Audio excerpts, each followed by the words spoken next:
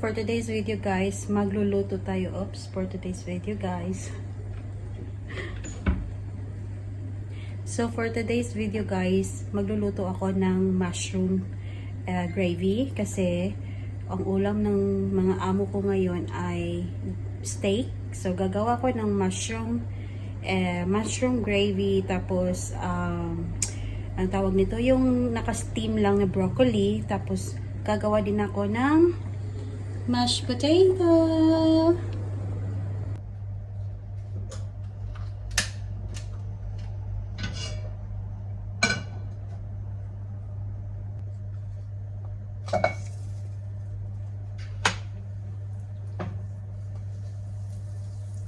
Ayan po, na-melt na yung ating butter.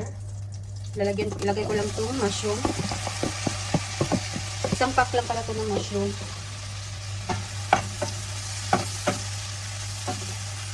Ayan. Tapos mag-a-add tayo ng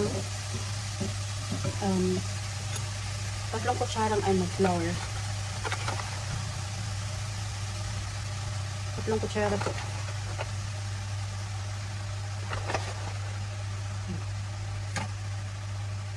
Tapos paghaluin mo lang yan. Wala. May ano ka na, may mushroom gravy ka na. Mushroom gravy. O, diba?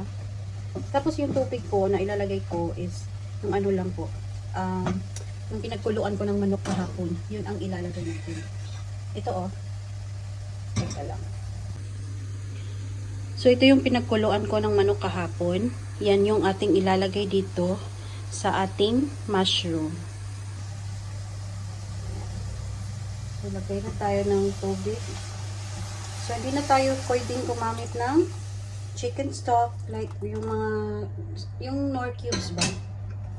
So kapag meron kang ganito chicken stock, pwede na to. Tapos timplahan mo lang siya ng black pepper. Tapos kapag kulangan siya sa asin, pwede ka magdagdag ng asin kasi yung chicken stock natin is may timpla na po ito. May cinnamon. Yung timpla po ng aking chicken stock is meron po siyang cinnamon, bay leaves, 7 spices at saka black pepper. But dito naman, pwede po kayo mag-add ng another salt at saka black pepper. Hayaan lang natin itong kumulo hanggang sa maging sticky na yung sauce.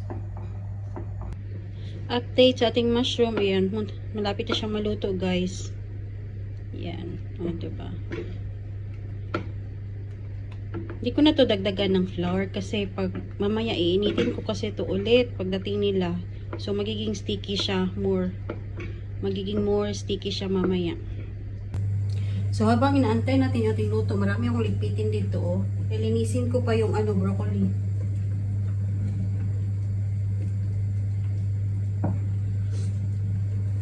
Sarap. Diba? May mushroom gravy na kami.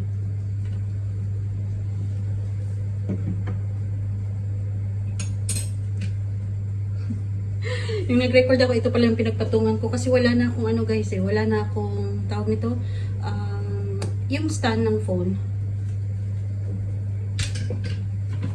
Bibili tayo pag may extra money tayo.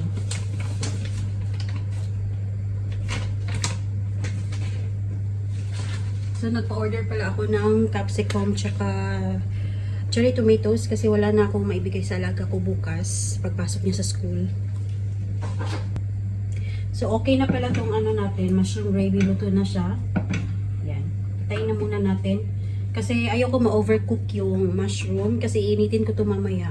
Pagdating nila ba. Tapos, nagpa-order din ako ng broccoli para sa ating steak ngayon. At toast bread kasi wala na kaming toast bread dito sa bahay. So, ayan guys, ito yung broccoli na na-ready ko. Meron lang to siyang konting-konting tubig dito sa pan na to para saktong maluto yung ating broccoli. So, ito yung way ko ng pag-steam ng broccoli. Tapos, nilalagyan ko lang siya ng salt. Pero kung gusto mo naman na may iba siyang flavor, pwede po kayo mag-add ng kahit ano yung gusto nyong spices na ilagay sa broccoli. So, dito sa ating mashed potato, maglalagay na tayo ng butter. Konting butter lang kasi konti lang yung potato na niluto ko. Yan. Pampalasa din kasi ito eh. And mag-add tayo ng milk. Lacto-free pala yung ginamit ko na milk.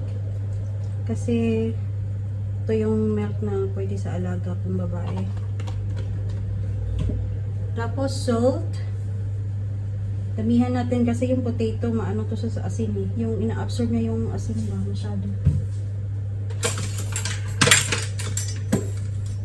Tapos smash mo lang siya. Tapos maglalagay din ako dito ng oregano. Lagay natin yung oregano para pag na-smash na ano siya sa lahat. Ito. Oregano.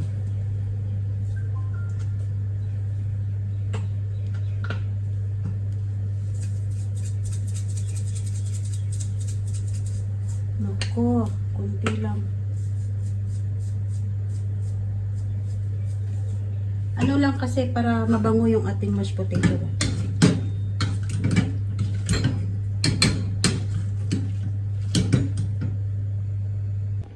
So, ito na siya guys. Na-steam na siya. O, diba? Ang ganda. So, tama na to. Kasi dapat ma-maintain yung crispy niya. Tapos, yung itong ano naman. Ay, wait. Pinatay ko na yan ha. Kasi okay na yan. So, ito na yung ating mashed potato. So, naglagay ako ng asin, butter, at saka oregano. So, ayun na nga guys. Maya-maya pa ako konti mag-start dun sa meat. Kasi mamaya pa sila darating. Kapag niluto ko na siya ngayon, mamaya hindi na siya masarap. Kasi, diba, ang masarap sa steak, yung bago talaga siyang luto. Tapos, ihain mo kaagad, kainin mo kaagad. Yan yung masarap na steak, diba?